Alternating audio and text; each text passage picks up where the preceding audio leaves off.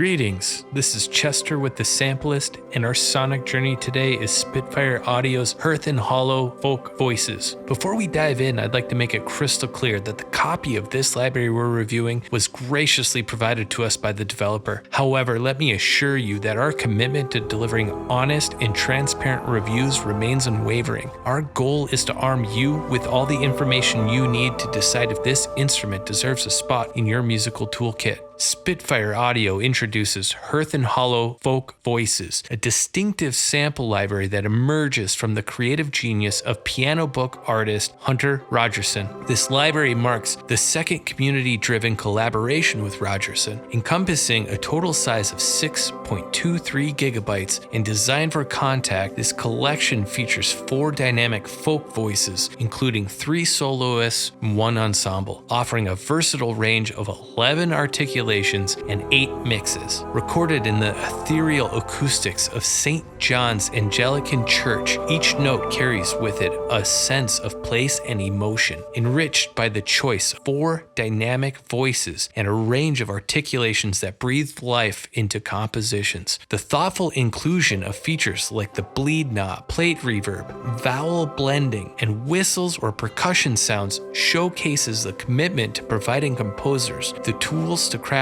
detailed and expressive music. Users have the freedom to choose between individual voices or the full folk ensemble, tailoring the sound to their project's needs. The library offers a unique blend of 3 vowel sounds alongside some options and abilities to set the sounds and the room to taste. Additionally, there's a whistle articulation, including short, sustain, and legato options, and for those fond of percussion sounds, they've included stomps, claps, and shouts. The library's intuitive interface and ability to randomize mix options underscore its user-friendliness, catering to both seasoned composers and those just beginning their musical journey. The inclusion to use contact further ensures a seamless integration into existing workflows, making this instrument a versatile addition to any music producer's toolkit. Let's now explore the presets this instrument has to offer.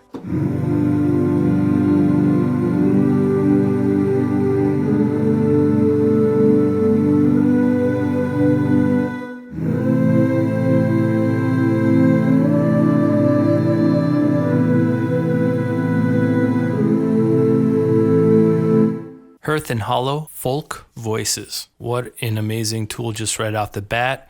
If this was an unboxing video, we'd be showing, this right out of the box and hitting the first chord. 4 voices, and it sounds just amazing. This is incredible. Full disclosure, I was going to say no to this review because the Sampleist asked me, hey, you want to do this folk review? And I'm not a producer of this kind of music. However, you got to say yes sometimes, and I'm so grateful I did. What an amazing library this is. Hearth and Hollow, both of these libraries, this is the second chapter of these libraries and these instruments, and this is fantastic. It's really great. Sounds so good, and there are applications with this that I can do even not as a folk music producer, and I'm totally okay with that. There's going to be endless possibilities here. So let's dive in. I'm a huge fan of this UI. It's very easy to use. I did not read any user manual, and I've spent some time with it, and I'm pretty sure I have it locked in. We have at the top here 3 options that we'll dive into a bit. This first preset that we have open is the ensemble itself. We'll show you 1 or 2 of the single individual articulations, and then we'll show you a couple goodies that they've included in the library as well. So with arrange, we have our ensemble here, and you can see them in the room even, and you can move them around a little bit. So if Juniper shouldn't be sitting here, we'll put her in the corner and tell her to take a time out. And we can do that, and you can hear Juniper singing from the corner. It's fantastic, but we're going to put her in the chair back where she was. There you go. And as you move them, you can hear how they sound.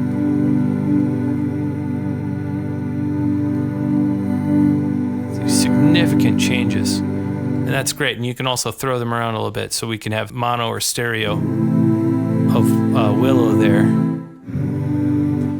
Well, we'll keep diving into that a little bit, but let's keep going. So with this arrange window, we have our ensemble, and we can choose how this ensemble can perform. So let's go to Willow here, and we'll click the sustains You can also enable, disable each channel. And then in here, we can tell Willow, we're going to disable everyone else here for a second. We just want to hear Willow. We can move Willow around our keys, put her in the center for now. But if we wanted her to play a different part to the other ensemble, we can click here and move her up. And that way we're controlling ensemble and Willow here, which is fantastic. That's great. We can choose some sustains, decide how she's going to sing that vowel. We can also enable a chain, and then this allows the MIDI to kind of work here.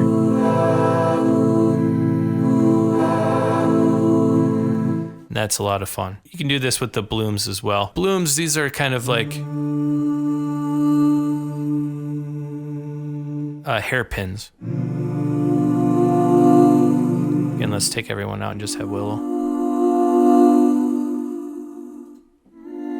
So you'll choose the vowel sound you want, and then you can play these. And there's 2 different BPM suggestions here. We're going to go to grooves. Grooves are kind of like phrases.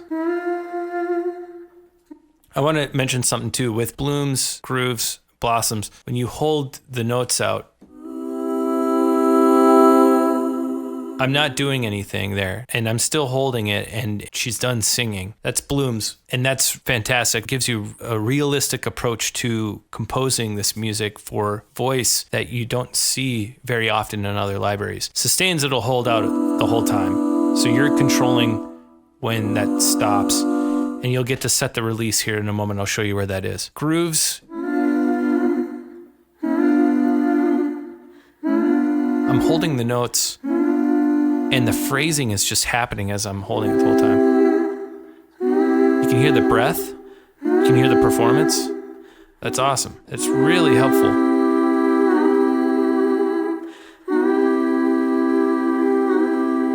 For the instant realism that we're hearing as we're just holding down the chord. Assuming there's 3 willows in the ensemble, we'll just give her a single voice here.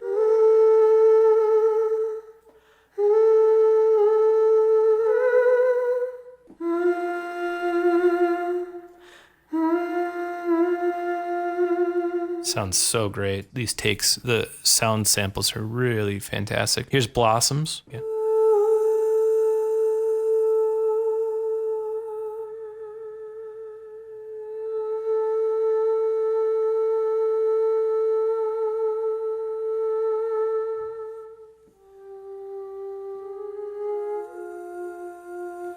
Up here, there's some special keys that give you some breath sounds.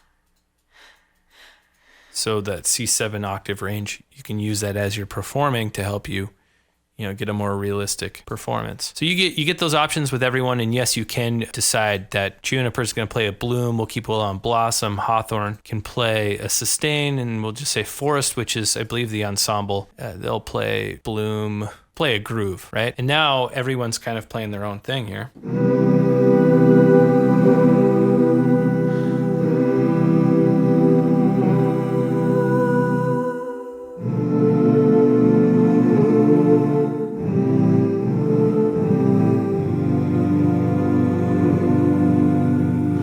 It's just that easy. It is that easy. This is such a nifty, hip library. It's well done. I mean, it really is. So down here we have 3 MIDI controls. We have volume, SCC1, so I can use my mod wheel to control that. We have intensity, which gives us kind of 2 layers of intensity. We have down at the bottom here.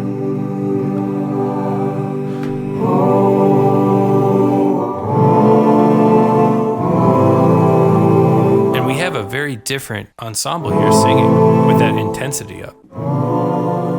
In the middle, we're blending a little bit of both of them.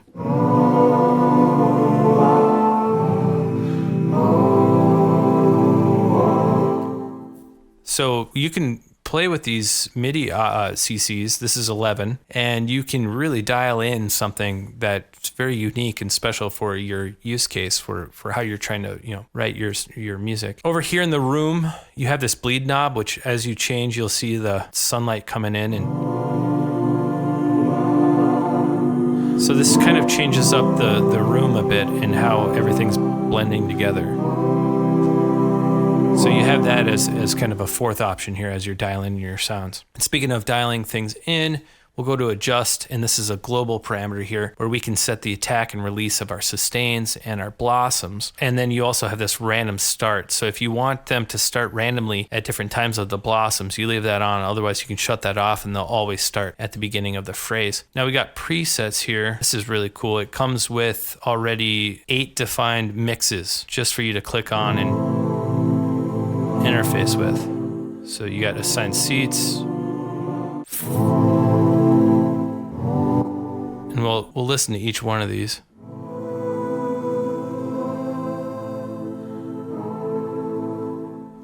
Solo-eccentric.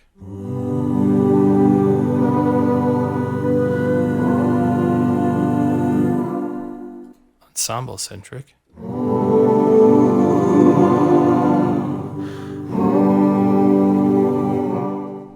Way back.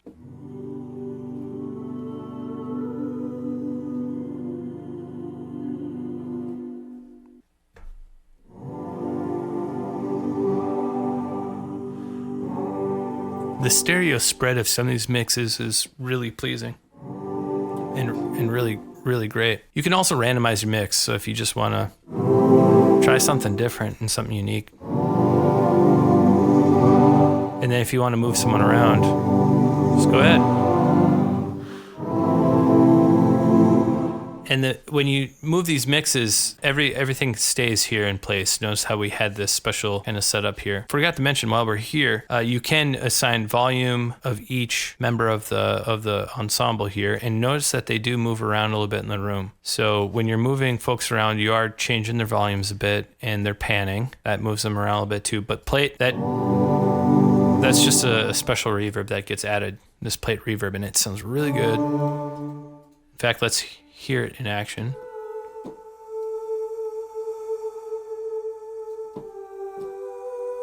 Just adds like more tone. There's this pleasing tone that gets added to each voice, kind of thickens them up a little bit. And definitely something to add in each voice to taste as you're setting this all up. Articulations, you get all sustained, so everyone now will be sustaining their voice. We have all blooms.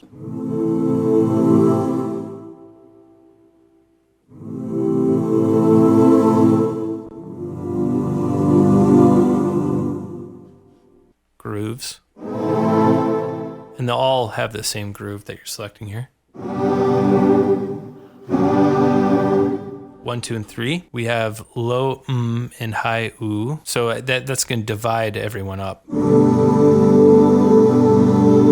You're hearing both now. Two must be doing the ums and vowel combo.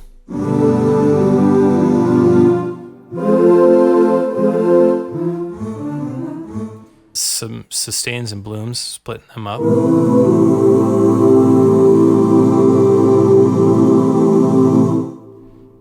Sustains blossoms.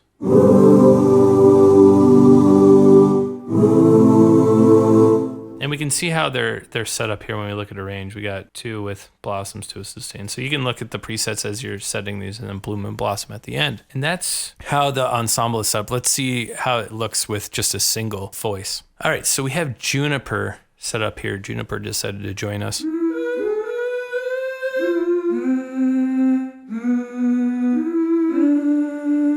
It's very similar to what we see, but we just see Juniper here, and we can choose sustain or bloom with the vowel.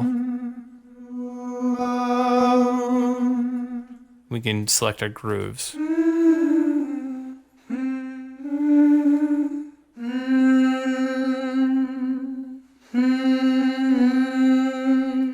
I don't see blossom here as an option, but we can put her in the room anywhere we want. We can also go to adjust. And yeah, blossom is grayed out here. So we can set our sustains for Juniper, and then our presets where we just have the mixes. So we can decide which mix sounds really good. Maybe solo-eccentric.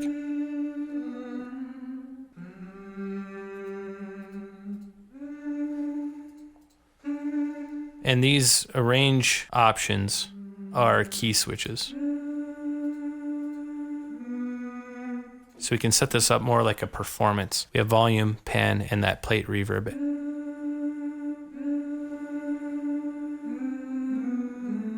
Helps that stereo width a bit, but we could also click this and put a stereo image on the voice as well. And then adjust your bleed taste. And we're good to go. That's what each individual patch looks like. But wait, there's more. They've given us a whistle instrument here. That's really fantastic and musical. I was kind of thinking, maybe assuming that, this might be a gimmick whistle, but it's not.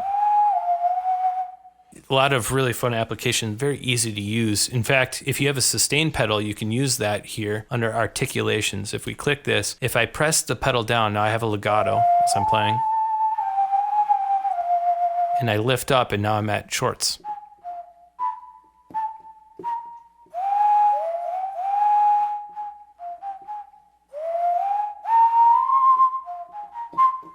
So that's really performance based and really awesome, very efficient. I can also choose sustains down here.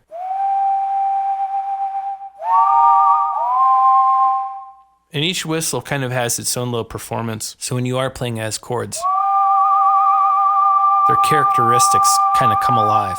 You can hear the differences. You can also add your plate reverb. You can pan it, kind of move it around the room a little bit with volume and panning, or you can just use your mouse and just move it around here. You can stereo it again, add bleed. So really cool that they've added this whistle to the library. And there's more again. We have stomps, claps, and shouts. So from C1 here, then up each. Let's go. Each octave kind of have the ability to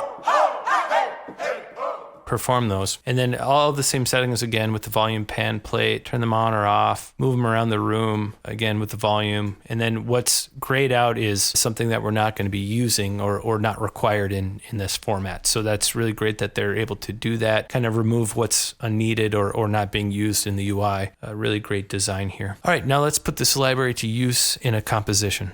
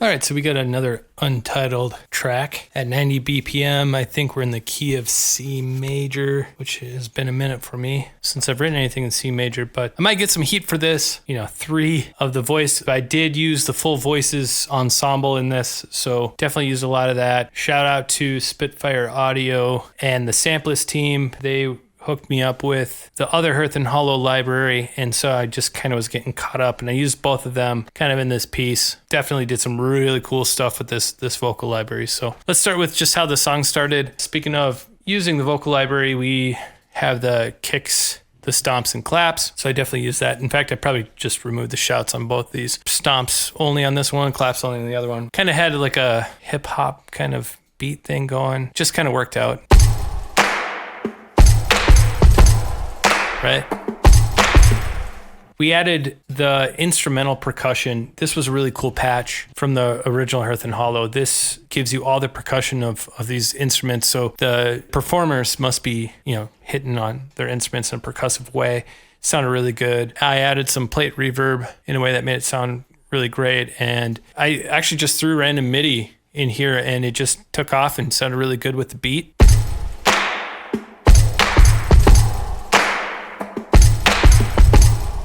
Some of these aren't hitting right. They're not synced to a note, and I thought that was okay. I just wanted a beat kind of going. We got the drums through that. Next up was bass. The lowest voiced instrument that we have in this ensemble is the cello. So I pulled the cello player aside and I said, hey, you okay with being the bassist of the band? They said with a little more money. So we worked a really great deal. They get paid to be our bassist, and they're pretty happy about it. So this is what they're playing.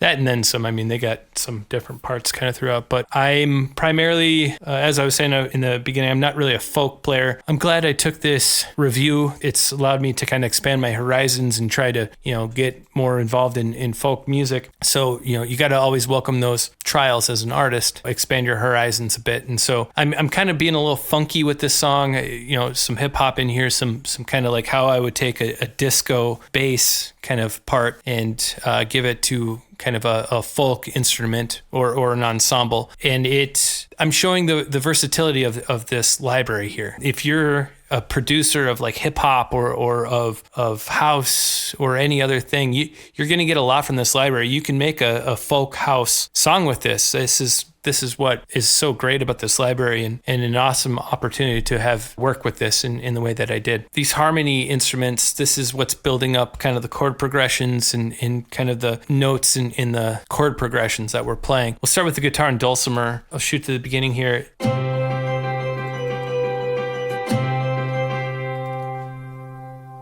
So let me go to Hearth and Hollow. We have guitar playing a brushed articulation and the dulcimer playing a hammered articulation. And they're kind of set up in a range on the keyboard. So the guitar is the red and the dulcimer is the yellow-green, and they're kind of playing their parts respectively on this one patch, and that was really cool. In the presets, I primarily used pop folk. I did mess with the bleed knob a bit because I love how you can just use this bleed knob and kind of change the timbre a bit. If you choose one of these mixes and it's not quite what you want it to be, but it's close, I assure you, if you just start messing with this bleed knob a bit as you're playing,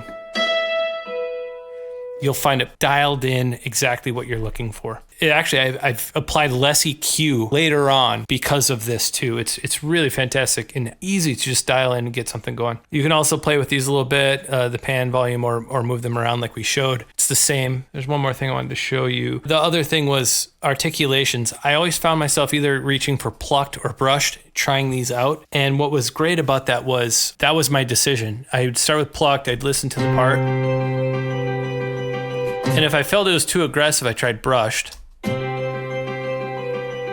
And that's it. That's how I primarily chose the articulations of all the instruments, and it was so fast and easy. And there are some that I didn't want plucked or brushed, and I just went to a groove and boom, done. It was so easy and efficient to kind of go through the whole library and choose that. And then, I add my plate reverb and then I move on. It allowed me to do less later on, where in some libraries I am doing a little more mixing and a little more compression. Just making these choices up front had me doing less later. Moving on with these other parts, we have a stuck note. We have a mandolin oud. So 2 instruments are in this. They're both playing grooves. And they have plate reverb. Banjo, this is one of my favorite parts of the song. We have them kind of doing something fun.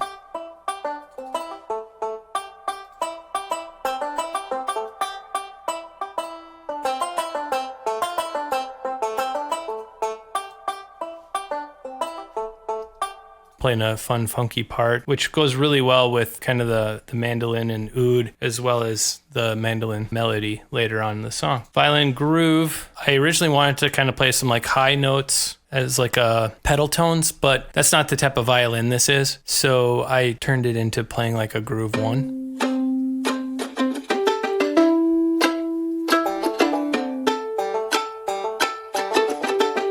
So these two play off each other really well too.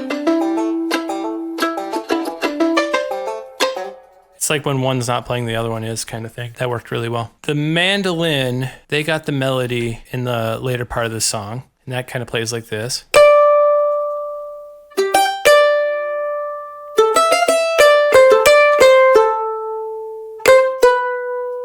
This instrument, it was the best at kind of responding to this part and the short notes and the long notes, which is why it ultimately got the job. It just sounded really great, and it really worked for kind of what we needed there, which the choir was the last instrument I did add because I wanted to do the most with it. And to show how amazing this can get, let's just show it. So I thought of kind of a 3-part, 4-part harmony.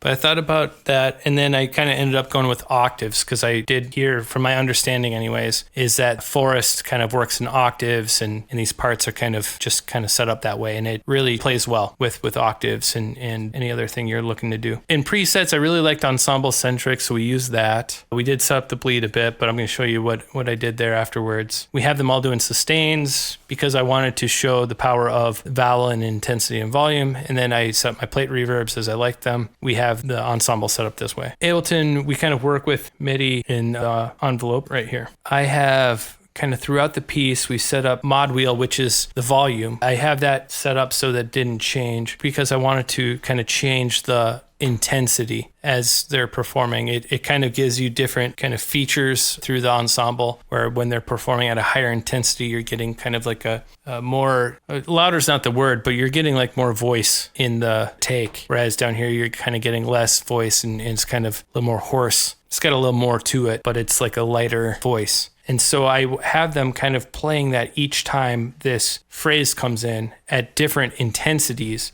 to kind of differentiate it a bit as it's played. So the notes are the same somewhat, but the intensity is changing, as well as vowel note that they're playing. So they're playing, I believe they start with oohs and then ums, and then they go to ahs. But on the way there, they'll do like a ooh here, and then they'll get to their ahs. And that was how I was able to kind of differentiate that in the middle. We also did, this is actually bleed. And so I have the bleed changing throughout the whole entire piece. There's not one place where the bleed kind of stays consistent till the very end. But we have that moving around, and that's changing the timbre of kind of the whole ensemble, kind of through a global perspective. And it's making, at some point, certain points, the vocals with more clarity and more kind of room going on. And then other times it's a little more hazy and a little harder to distinguish kind of like the voices together. But that's kind of the point in what really helped kind of move this throughout. So I do suggest, if you're ever working with these tools or these instruments, definitely move your bleed around. And it's not that we're getting like it. I don't think it works like bleed completely works. That's kind of been what's amazing about it. Is it's a very great experimental kind of part of the whole vocal, especially when it's working through the ensemble globally. I've had a lot of fun working with that. And so when I play the choir even just by itself, it changes throughout the piece. Even though a lot of the time they're kind of singing the same thing, they're not.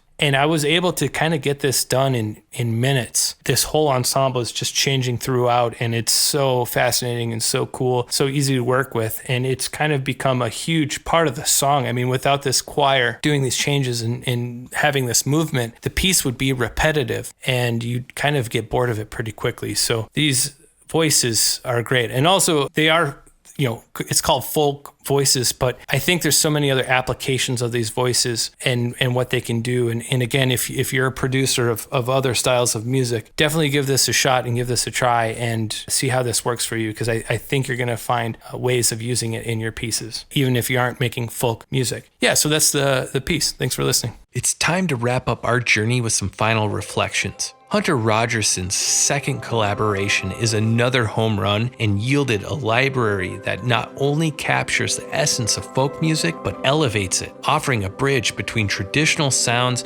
and modern production techniques. In conclusion, Hearth and Hollow Folk Voices is more than just another vocal instrument. It's an invitation to explore the depth and breadth of folk ensemble music. Whether you're crafting scores, songs, or soundscapes, this library offers authenticity, versatility, and emotional depth that can only elevate your musical compositions. Hunter Rogerson once again proves his mastery in bringing the essence of traditional music into the contemporary production realm, making both Hearth and Hollow instruments a must-have for any composer looking to infuse their work with the soulful, earthy tones of folk music. This is Chester signing off from the Sampleist, and I hope you've enjoyed this review. If you're hungry for more insightful reviews, don't forget to hit that like button and subscribe to stay tuned with all things the Sampleist. Until our paths cross again, keep having fun making your music. Cheers.